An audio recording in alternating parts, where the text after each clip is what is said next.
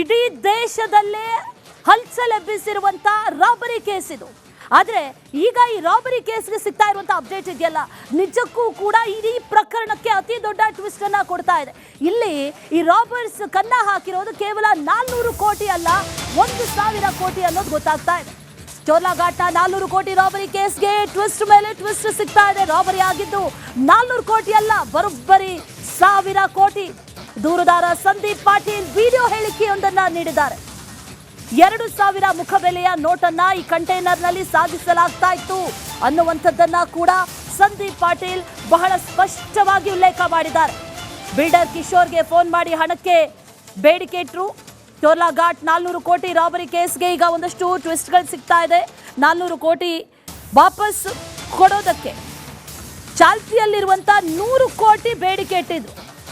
ಅಂದ್ರೆ ಇಲ್ಲಿ ಬಹಳ ದೊಡ್ಡ ಟ್ರಾನ್ಸಾಕ್ಷನ್ ನಡೆಯೋದಕ್ಕೆ ಹೋಗ್ತಾ ಇತ್ತು ಅನ್ನುವಂಥದ್ದಂತೂ ಕನ್ಫರ್ಮ್. 400 ಕೋಟಿ ಹಾಗಾದ್ರೆ 2,000 ಮುಖಬೆಲೆಯ ನೋಟುಗಳ ಅನ್ನೋ प्रश्न ಈಗ काढता इरोद. रॉबरीचा खुलासा करतोय. कर्नाटकमध्ये चोरला घाटामध्ये 400 करोडची झालेली एक मोठी रॉबरी. 16 ऑक्टोबर रोजी चोरला घाटामध्ये रात्रीच्या वेळेस 2 कंटेनरमध्ये 400 करोड रुपये जे गोव्यातून कर्नाटक मार्गे बालाजी ट्रस्टला जात असताना चोरला घाटात रात्रीच्या वेळेस लुटले गेले. त्यामध्ये 2,000च्या जुन्या नोटा होत्या. ते ज्या आरोपींनी लुटले त्या आरोपींनी लुटल्यानंतर त्या आरोपी त्या नोटांचा मूळ मालक म्हणजे ठाणे. ಇಡೀ ದೇಶದಲ್ಲೇ ಹಲ್ಚಲ್ ಎಬ್ಬಿಸಿರುವಂತ ರಾಬರಿ ಕೇಸ್ ಇದು.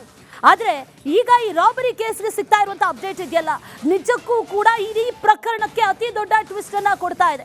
ಇಲ್ಲಿ ಈ ರಾಬರ್ಸ್ ಕನ್ನ ಹಾಕಿರೋದು ಕೇವಲ 400 ಕೋಟಿ ಅಲ್ಲ, 1,000 ಕೋಟಿ ಅನ್ನೋದು ಗೊತ್ತಾಗ್ತಾ ಇದೆ. ಚೋರ್ಲಾಘಾಟ 400 ಕೋಟಿ ರಾಬರಿ ಕೇಸ್ಗೆ ಟ್ವಿಸ್ಟ್ ಮೇಲೆ ಟ್ವಿಸ್ಟ್ ಸಿಗ್ತಾ ಇದೆ. ರಾಬರಿ ಆಗಿದ್ದು 400 ಕೋಟಿ ಅಲ್ಲ, ಬರೋಬ್ಬರಿ 1,000 ಕೋಟಿ. ದೂರುದಾರ ಸಂದೀಪ್ ಪಾಟೀಲ್ ವಿಡಿಯೋ ಹೇಳಿಕೆಯೊಂದನ್ನ ನೀಡಿದ್ದಾರೆ. 2,000 ಮುಖಬೆಲೆಯ ನೋಟನ್ನ ಈ ಕಂಟೈನರ್ ನಲ್ಲಿ ಸಾಗಿಸಲಾಗ್ತಾ ಇತ್ತು ಅನ್ನುವಂಥದ್ದನ್ನ ಕೂಡ ಸಂದೀಪ್ ಪಾಟೀಲ್ ಬಹಳ ಸ್ಪಷ್ಟವಾಗಿ ಉಲ್ಲೇಖ ಮಾಡಿದ್ದಾರೆ. ಬಿಲ್ಡರ್ ಕಿಶೋರ್ಗೆ ಫೋನ್ ಮಾಡಿ ಹಣಕ್ಕೆ ಬೇಡಿಕೆ ಇಟ್ಟರು. ಚೋರ್ಲಾಘಾಟ್ 400 ಕೋಟಿ ರಾಬರಿ ಕೇಸ್ಗೆ ಈಗ ಒಂದಷ್ಟು ಟ್ವಿಸ್ಟ್ಗಳು ಸಿಗ್ತಾ ಇದೆ. 400 ಕೋಟಿ ವಾಪಸ್ ಕೊಡೋದಕ್ಕೆ ಚಾಲ್ತಿಯಲ್ಲಿರುವಂತ 100 ಕೋಟಿ ಬೇಡಿಕೆ ಇಟ್ಟಿದ್ರು. ಅಂದ್ರೆ ಇಲ್ಲಿ ಬಹಳ ದೊಡ್ಡ ಟ್ರಾನ್ಸಾಕ್ಷನ್ ನಡೆಯೋದಕ್ಕೆ ಹೋಗ್ತಾ ಇತ್ತು ಅನ್ನುವಂಥದ್ದಂತೂ ಕನ್ಫರ್ಮ್.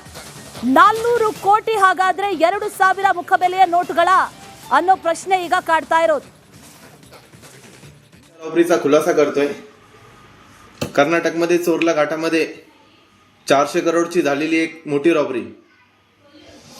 16 ऑक्टोबर रोजी चोरला घाटामध्ये रात्रीच्या वेळेस 2 कंटेनरमध्ये 400 करोड रुपये जे गोव्यातून कर्नाटक मार्गे बालाजी ट्रस्टला जात असताना चोरला घाटात रात्रीच्या वेळेस लुटले गेले. त्यामध्ये 2,000च्या जुन्या नोटा होत्या. ते ज्या आरोपींनी लुटले त्या आरोपींनी लुटल्यानंतर त्या आरोपी त्या नोटांचा मूळ मालक म्हणजे ठाणे. ಇಡೀ ದೇಶದಲ್ಲೇ ಹಲ್ಚಲ್ ಎಬ್ಬಿಸಿರುವಂತ ರಾಬರಿ ಕೇಸ್ ಇದು. ಆದ್ರೆ ಈಗ ಈ ರಾಬರಿ ಕೇಸ್ಗೆ ಸಿಗ್ತಾ ಇರುವಂತ ಅಪ್ಡೇಟ್ ಇದೆಯಲ್ಲ, ನಿಜಕ್ಕೂ ಕೂಡ ಇಡೀ ಪ್ರಕರಣಕ್ಕೆ ಅತಿ ದೊಡ್ಡ ಟ್ವಿಸ್ಟ್ ಅನ್ನ ಕೊಡ್ತಾ ಇದೆ. ಇಲ್ಲಿ ಈ ರಾಬರ್ಸ್ ಕನ್ನ ಹಾಕಿರೋದು ಕೇವಲ 400 ಕೋಟಿ ಅಲ್ಲ, 1,000 ಕೋಟಿ ಅನ್ನೋದು ಗೊತ್ತಾಗ್ತಾ ಇದೆ. ಚೋರ್ಲಾಘಾಟ 400 ಕೋಟಿ ರಾಬರಿ ಕೇಸ್ಗೆ ಟ್ವಿಸ್ಟ್ ಮೇಲೆ ಟ್ವಿಸ್ಟ್ ಸಿಗ್ತಾ ಇದೆ. ರಾಬರಿ ಆಗಿದ್ದು 400 ಕೋಟಿ ಅಲ್ಲ, ಬರೋಬ್ಬರಿ 1,000 ಕೋಟಿ. ದೂರುದಾರ ಸಂದೀಪ್ ಪಾಟೀಲ್ ವಿಡಿಯೋ ಹೇಳಿಕೆಯೊಂದನ್ನ ನೀಡಿದ್ದಾರೆ. 2,000 ಮುಖಬೆಲೆಯ ನೋಟನ್ನ ಈ ಕಂಟೈನರ್ ನಲ್ಲಿ ಸಾಗಿಸಲಾಗ್ತಾ ಇತ್ತು ಅನ್ನುವಂಥದ್ದನ್ನ ಕೂಡ ಸಂದೀಪ್ ಪಾಟೀಲ್ ಬಹಳ ಸ್ಪಷ್ಟವಾಗಿ ಉಲ್ಲೇಖ ಮಾಡಿದ್ದಾರೆ. ಬಿಲ್ಡರ್ ಕಿಶೋರ್ಗೆ ಫೋನ್ ಮಾಡಿ ಹಣಕ್ಕೆ ಬೇಡಿಕೆ ಇಟ್ಟರು. ಚೋರ್ಲಾಘಾಟ್ 400 ಕೋಟಿ ರಾಬರಿ ಕೇಸ್ಗೆ ಈಗ ಒಂದಷ್ಟು ಟ್ವಿಸ್ಟ್ಗಳು ಸಿಗ್ತಾ ಇದೆ. 400 ಕೋಟಿ ವಾಪಸ್ ಕೊಡೋದಕ್ಕೆ ಚಾಲ್ತಿಯಲ್ಲಿರುವಂತ 100 ಕೋಟಿ ಬೇಡಿಕೆ ಇಟ್ಟಿದ್ರು. ಅಂದ್ರೆ ಇಲ್ಲಿ ಬಹಳ ದೊಡ್ಡ ಟ್ರಾನ್ಸಾಕ್ಷನ್ ನಡೆಯೋದಕ್ಕೆ ಹೋಗ್ತಾ ಇತ್ತು ಅನ್ನುವಂಥದ್ದಂತೂ ಕನ್ಫರ್ಮ್.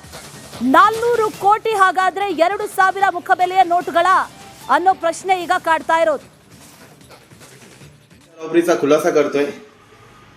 कर्नाटकमध्ये चोरला घाटामध्ये 400 करोडची झालेली एक मोठी रॉबरी.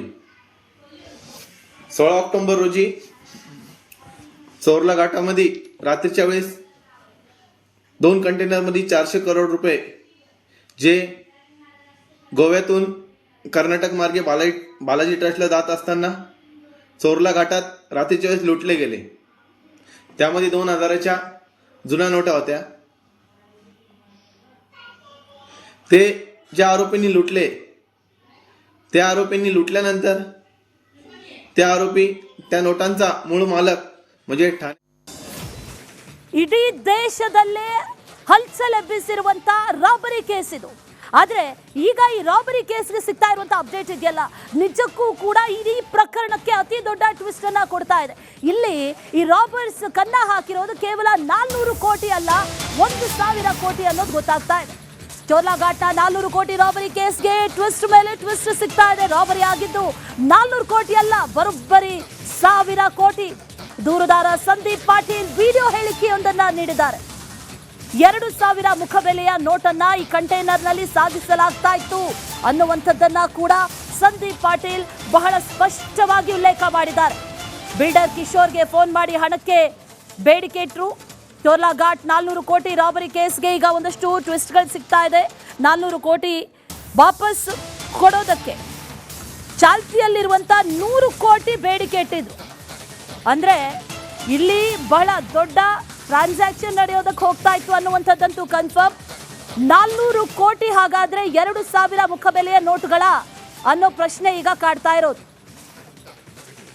रॉबरीचा खुलासा करतोय. कर्नाटकमध्ये चोरला घाटामध्ये 400 करोडची झालेली एक मोठी रॉबरी. 16 ऑक्टोबर रोजी चोरला घाटामध्ये रात्रीच्या वेळेस 2 कंटेनरमध्ये 400 करोड रुपये जे गोव्यातून कर्नाटक मार्गे बालाजी ट्रस्टला जात असताना चोरला घाटात रात्रीच्या वेळेस लुटले गेले. त्यामध्ये 2000च्या जुन्या नोटा होत्या. ते ज्या आरोपींनी लुटले त्या आरोपींनी लुटल्यानंतर त्या आरोपी त्या नोटांचा मूळ मालक म्हणजे ಇಡೀ ದೇಶದಲ್ಲೇ ಹಲ್ಚಲೆಬ್ಬಿಸಿರುವಂತ ರಾಬರಿ ಕೇಸ್ ಇದು. ಆದ್ರೆ ಈಗ ಈ ರಾಬರಿ ಕೇಸ್ಗೆ ಸಿಗ್ತಾ ಇರುವಂತ ಅಪ್ಡೇಟ್ ಇದೆಯಲ್ಲ, ನಿಜಕ್ಕೂ ಕೂಡ ಇಡೀ ಪ್ರಕರಣಕ್ಕೆ ಅತಿ ದೊಡ್ಡ ಟ್ವಿಸ್ಟ್ ಅನ್ನ ಕೊಡ್ತಾ ಇದೆ. ಇಲ್ಲಿ ಈ ರಾಬರ್ಸ್ ಕನ್ನ ಹಾಕಿರೋದು ಕೇವಲ 400 ಕೋಟಿ ಅಲ್ಲ, 1000 ಕೋಟಿ ಅನ್ನೋದು ಗೊತ್ತಾಗ್ತಾ ಇದೆ. ಚೋರ್ಲಾಘಾಟ 400 ಕೋಟಿ ರಾಬರಿ ಕೇಸ್ಗೆ ಟ್ವಿಸ್ಟ್ ಮೇಲೆ ಟ್ವಿಸ್ಟ್ ಸಿಗ್ತಾ ಇದೆ. ರಾಬರಿ ಆಗಿದ್ದು 400 ಕೋಟಿ ಅಲ್ಲ, ಬರೋಬ್ಬರಿ 1000 ಕೋಟಿ. ದೂರುದಾರ ಸಂದೀಪ್ ಪಾಟೀಲ್ ವಿಡಿಯೋ